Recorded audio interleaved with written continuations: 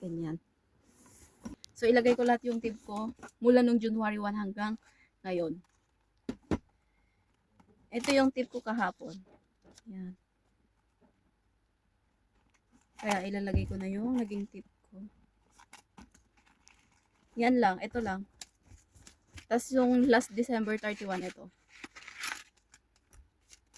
Ito yung naging tip ko nung last December. Yan. So, ilalagay natin dito ngayon.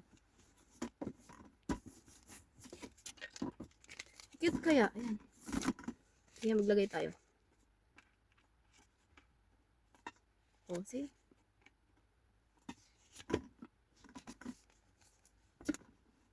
Hindi ba siya kita?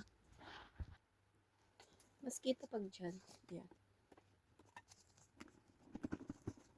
Tapos, 250 yan. Naka-fold kasi yung iba eh. 250. Isang room.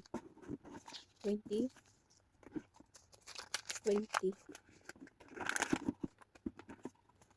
Ayan. So, ipon challenge ko, January 1 to hanggang December. Ito yung lagayan ko. Saka ko bubuksan pag December 31. Ayan.